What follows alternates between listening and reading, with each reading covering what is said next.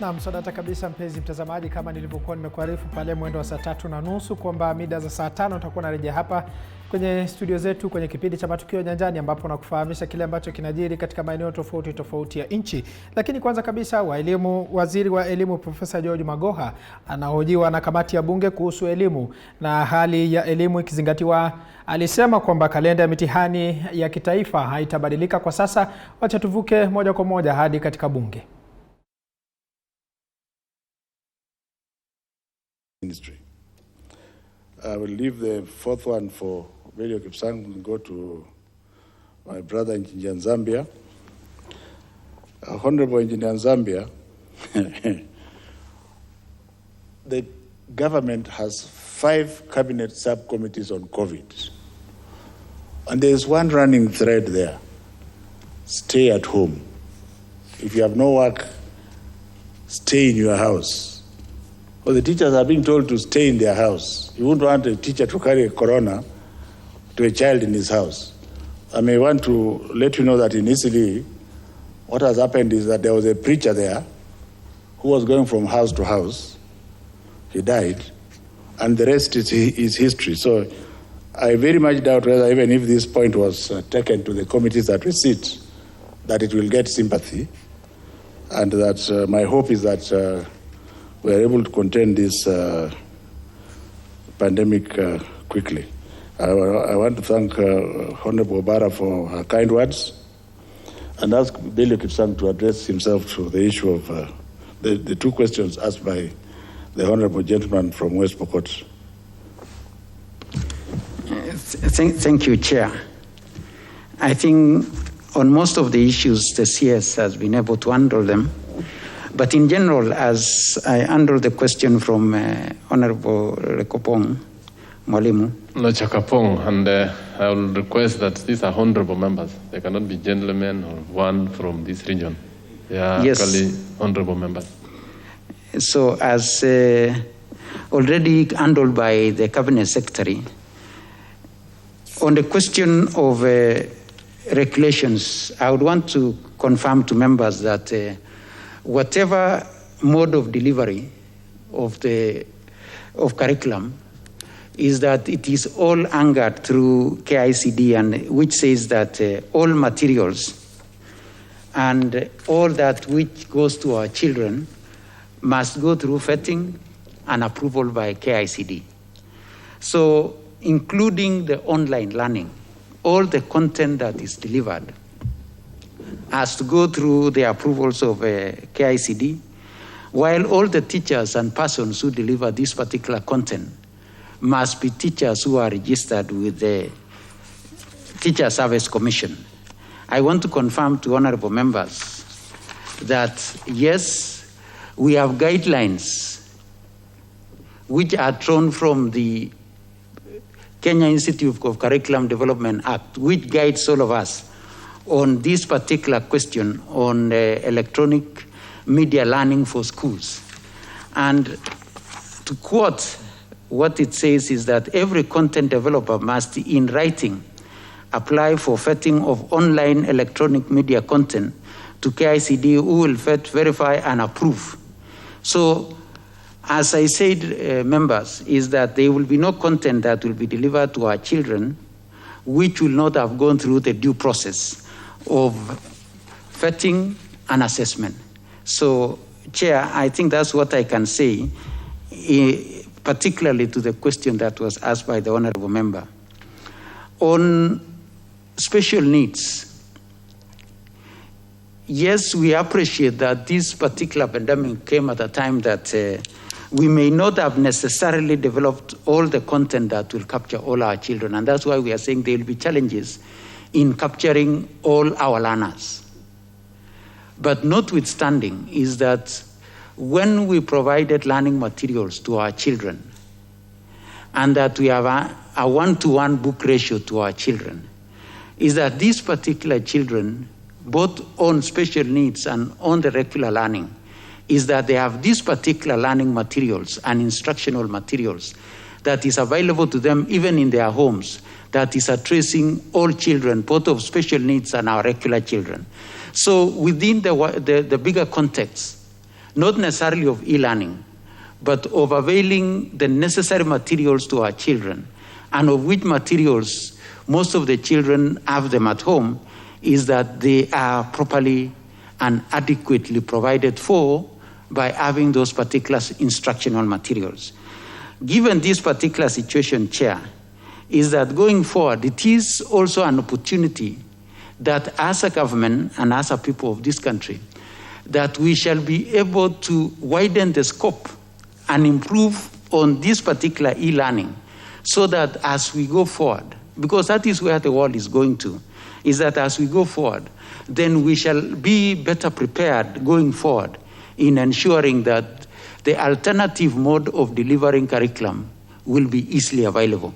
So, Chair, I think on the question by Honorable Member from West Pokot has asked, I think that's what I'll say. Though maybe as we finish on the discussions, then I will also at some point be able to give the mitigating COVID impact and how we are dealing with it as a ministry, and be able to, at that point, also table to the members what we call the Kenya Basic Education COVID-19 Emergency Response Plan, which has been prepared to be able to deal with this particular situation in which we are in. I will be able to make some comments at some point, Chair, on this particular response plan. Thank you. Thank you. I think Honorable Achapakong, you have an issue? Yes. Before I open to the other members, yes. Thank you, Honorable Chair. I appreciate the response by the Principal Secretary. But in my question, I also did ask if regulations are there, what does it say about those of us who may not be trained teachers, and yet they are offering to teach, either using their Facebook accounts or Instagram or things like that, either in our constituencies or in this country? Because we know that trained teachers are supposed to deliver content to our learners. Now, during this time, we have these kind of scenarios emerging. So what does the regulations say about this? Especially the non-teachers who Yes, those ones who are not trained teachers, yes, and they are offering to help during this time. What does the regulation say? Yes. I think what I'll say is that COVID-19 pandemic, as we deal with it, it does not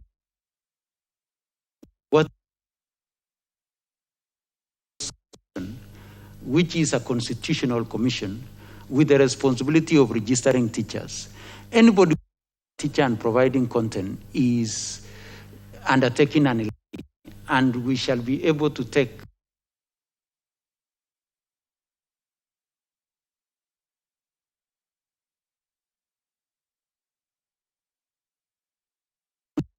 in which we are in this particular pandemic.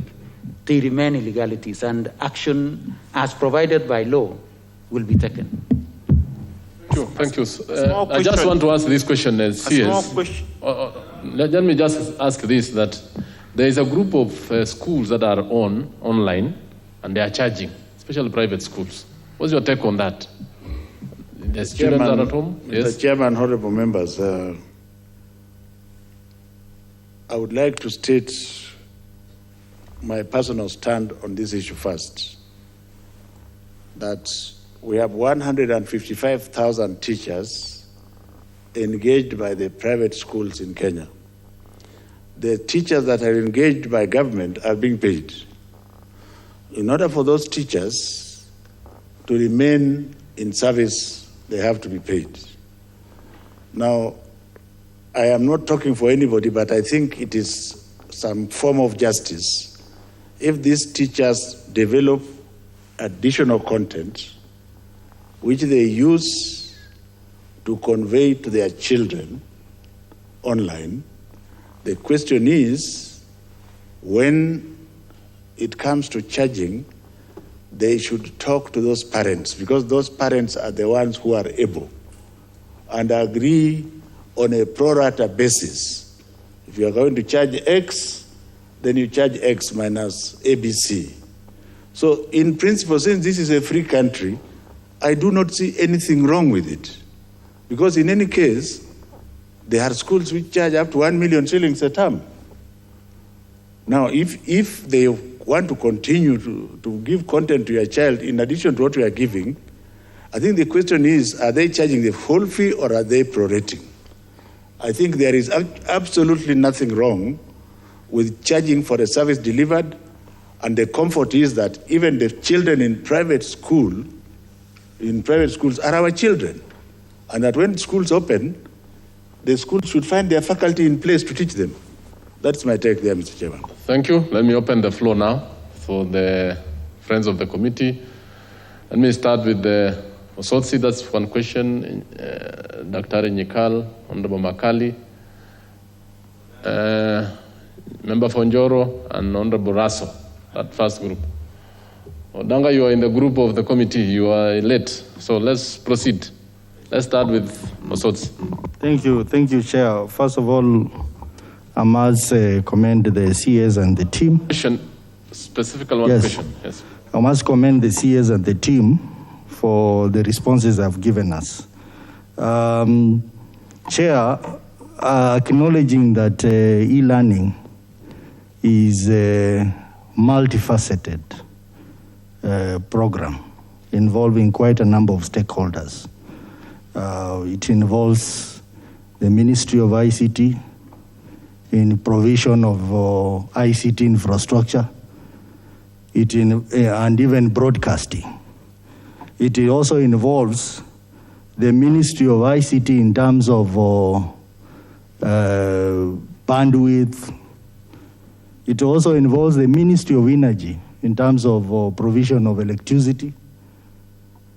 And also it's a budgetary issue involving provision of budget to implement all this. And considering that this week our various committees will be interrogating the budget proposals from the executive, I wish to know from the CS, and I'm sure this will also be very useful to the members of the Education Committee, whether, what's your question? I'm coming to my question, because whether the ministry will be acceptable to the National Assembly, relooking at the budget and making it a COVID response budget. Because I've perused through the budget proposals given, and it looks like the business as usual budget. But now we are in a difficult situation. We need money, for example, to support e-learning. We may need more money to build more classrooms so that we observe social distancing. So will the ministry accept aligning the budget to make it strictly a COVID response budget? Because at this moment in time, I think what is critical to us is health, education, and food security. Thank you. Yes, Dr. Nyikal. Yeah, sorry, I came a bit late. And I also want to inform members that Bunge is also on e-parliament, and we have our member who is just logged in, Honorable Dr. Pamela of Migori. So I think the member, you are welcome. So she will also be contributing from where she is, and that's what COVID has done, and we are embracing technology the way the CS and the team are saying they have to. This is the challenges of the times. So Pamela is just locked in, and more members will be locking into our session. Yes, proceed, Dr. So I came late, and I had an issue arising from university education, because my main issue with my constituents are actually university students. I don't know whether that has been covered. You ask the question. I think the PS is here. The PS is here. Yes, and the CS. Okay, then you may allow me more than one question, please. One. We'll just, because we still have more time, we'll give you more time. Oh, you give me more time. Okay. Then I'll leave the university one for later. And I just ask, this country, in all social areas, health, education, has two populations. Those who are living at the most advanced levels, like in other countries, and if you go for IT, there are those who can have learning by any means they desire. Then there's a large majority who actually poor families who actually cannot access it.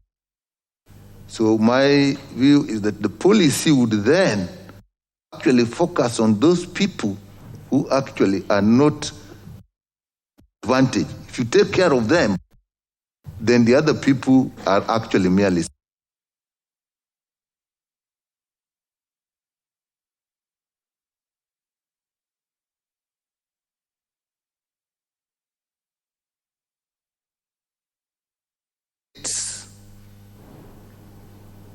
And scenarios as was asked.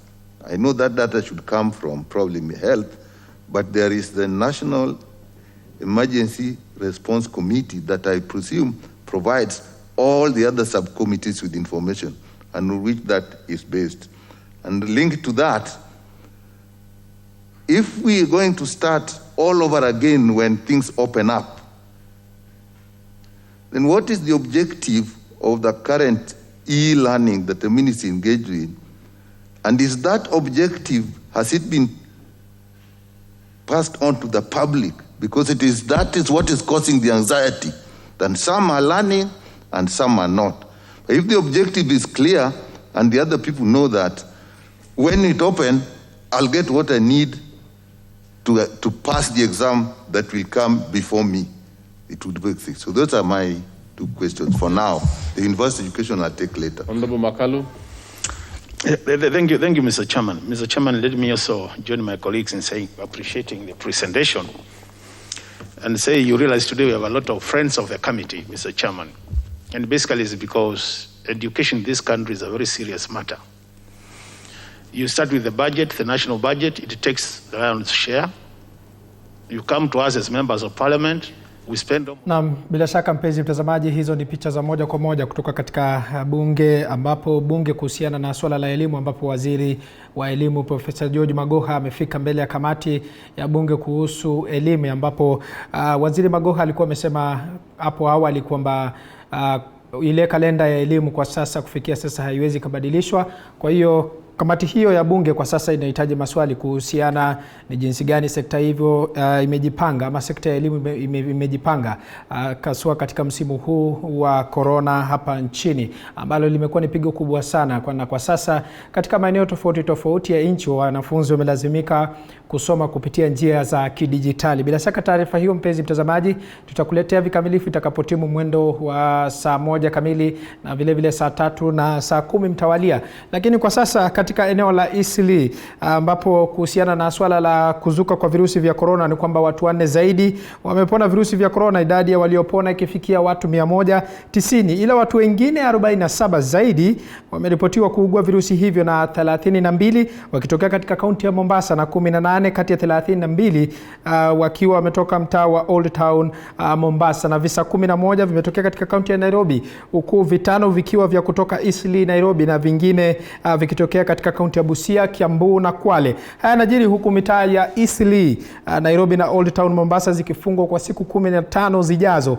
Na kwa sasa mwanahabari wetu Lydia Gashomo alikuwa amepiga kambi katika eneo la Eastleigh hapa jijini Nairobi, na kama ninavyotazama tayari yuko tisti tayari kutufahamisha je hali ya mambo iko namna gani. Itakumbukwa kwamba Lydia Gashomo, itakumbukwa kwamba hiyo jana jioni eneo la Eastleigh lilikuwa limefungwa kutoka na kuingia. Je, kufikia sasa hali iko namna gani katika eneo hilo?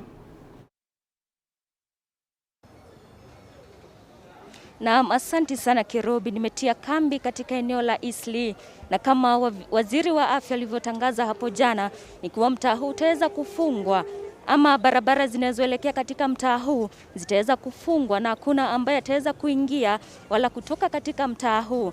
Na kama unavyoona katika mtaa huu ama nyuma yangu ni kuwa kuna maafisa wa usalama ameweza kutia kambi katika eneo hili ili kuhakikisha kuwa hakuna yule ambaye anaweza kuingia na kutoka katika mtaa huu isipokuwa wale ambao waliona vibali vya kuingia na kutoka. Na kama alivyotangaza waziri wa afya Mutahi Kagwe hapo jana ni kuwa eneo la Eastleigh imeweza kuongeza visa vipya 5 kufikia jana, na mtaa huu umeweza kufikisha visa 68, na vingi vya visa hivi viliweza kutokana na kupimwa kwa umma ama mass testing ambayo imekuwa ikiendelea katika eneo hili hivi siku za hivi majuzi.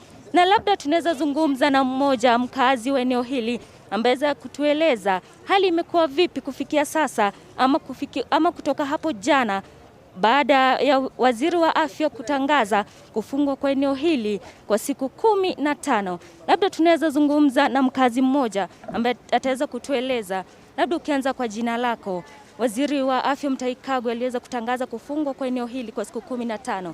Labda ambayo ilianza kuanzia hapo jana. Labda shughuli hiyo imeweza kuathiri vipi shughuli zenu za kawaida? Okay, kwa majina mimi naitwa Karia William. Mimi ni mkazi wa Eastleigh. Vile jizi jana ilipoelezwa ya kwamba shughuli hizo zikatishwe, ilitatiza kwingi sana katika mtaa huu wa Eastleigh na mtaa jirani kama Mathare na Huruma, kwa sababu Eastleigh ilibeba watu wengi katika maeneo huu. Watu wengi wa kutoka pale Huruma na hapa Mathare huwa wanategemea hapa sana Eastleigh. Kuna mama huwa na asili hapa Eastleigh, wanafanya kazi zao za kila siku. Najua kuwa watahangaika siku ya leo, na ningependa kuomba serikali ya taifa ya Kenya aweze kuangalia wale watu wako chini kabisa, kwa sababu najua hataumia zua njaa na hao watu watahangaika kabisa. Kwa hivyo sisemi shughuli hiyo ni vibaya kukatishwa watu kutembea ugonjwa ukose kuenea, lakini najua kwamba kuna wale wataumia kabisa. Na labda eneo hili limekuwa likiweza kurekodi visa vingi vya maambukizi ya virusi vya corona.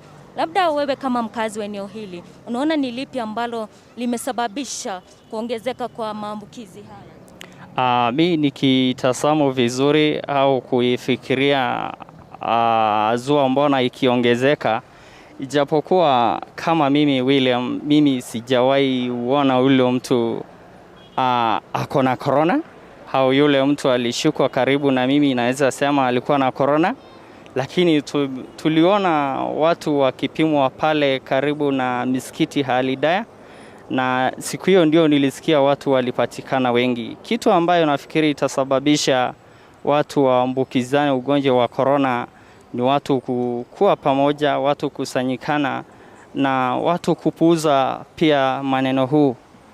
Kwa hivyo nafikiri ni hayo ndio unasababisha. Naam, asante sana kwa kuweza kuzungumza nasi. Naam, Kirobi, kama ambavyo umeweza kusikia kutoka kwa mkazi mmoja wa eneo hili, ni kuwa eneo hili limekuwa sana na msongamano wa watu, ama watu wengi hawawezi kujitokeza ili kuweza kupimwa virusi vya corona. Na sasa hali ilivyo katika eneo hili ni kuwa biashara nyingi zimeweza kufungwa, ama watu hawawezi kuendeleza biashara zao za kawaida, kwani hakuna watu ama wengi wanaofanya kazi katika maeneo haya ni wale ambao wanaweza kuishi nje ya mtaa wa Eastleigh. Na kufikia sasa maafisa wa usalama wameweza kukita kambi katika njia zote zinazoingia katika mtaa huu ili kuhakikisha kuwa hakuna wale wanaoingia wala kutoka katika eneo hili. Mpenzi mtazamaji, tuendelea kukita kambi katika eneo hili la Eastleigh ili tuweze kukujuza mengi zaidi katika taarifa zetu za saa 10, saa 1 na saa 3 mtawalia. Kwako studioni. Na asante sana kabisa Lydia Gashomo kwa taarifa hiyo. Bila shaka tunatarajia mengi zaidi itakapotimu mwendo wa saa 10 na saa 1 kamili, ambapo utatufahamisha.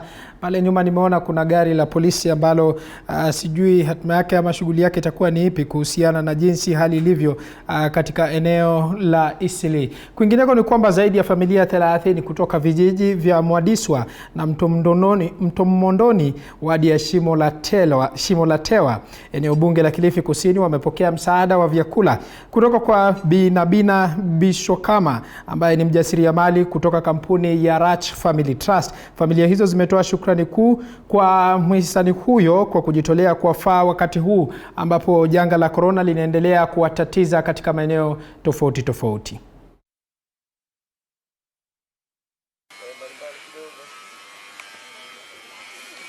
The people of Mtwapa, Kenya, we are like to express a heartfelt gratitude to Ms. Nabina Bishwara, Trust Director of Ranch Family Trust, a part of Ranch Group of companies based in Dubai, for for donating relief materials such as rice, beans, cooking oil, tea and sugar for the 30 poor people during the global pandemic crisis caused by COVID-19. Kwa hiyo kazi ambayo ninaifanya ni kazi kama ni ya nipate tayari kibarua tayari nikifanye ili nipate kula na watoto wangu. Haya. Sasa kwa saa hii pia navyo watoto wangu pia navyo hivi nimewazaa kwa shida hivi. Haya. Baba yao naye hajulikani yuko wapi wala anakaa wapi. Muhimu kikosa ta pengine, yani kama ile siku umepata ile riziki kama siku moja, sio nabidi na balance sasa, ili hii tunachema mama na tafadhali mimi nibaki hivyo hawa jamaa.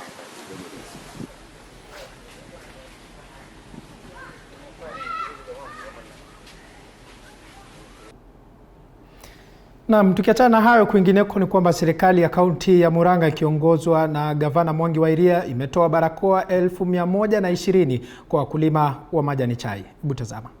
We have 10 factories in Murang'a, and we are most grateful today to our governor Mwangi wa Iria for considering the tea industry fraternity, particularly in Murang'a because it carries quite a number of people.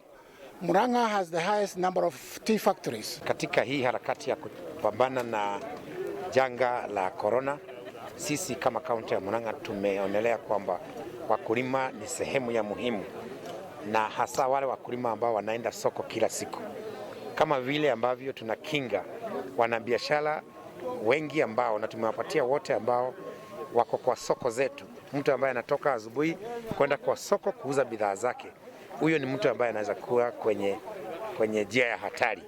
Tukafikiria tukaona kuna section moja ya wakulima wetu ambao wao huenda soko kila siku. Wanaenda soko kama vile watu wa kuuza mboga, wako wa kuuza nyanya na kadhalika, na hao ni wakulima wa chai. Kwa sababu mkulima wa chai anachuna chai kila siku. Lazima achune na aende kwa soko, kwa center, na watengamane na wale wengine, na tukaona hapo iko hatari kidogo. Na bila shaka mtazamaji, nafahamishwa kwamba muda umekimbia zaidi. Itakapo timu mwendo wa saa 7 kamili, mwanahabari mwenza Linda Lela atakuwa nakuletea taarifa za saa 7 kwa lugha ya King'enge. Mimi nimekuwa mwanahabari wako Paul Kirobi. Bila shaka tuendelea kukufahamisha mengi kupitia kwa tovuti yetu ambayo ni www.tv47.co.ke, na pale kwenye mtandao wa YouTube ni TV47 Kenya, na Facebook vile vile ni TV47 Kenya. Sina la ziada na kutakia mchana njema. Asante sana.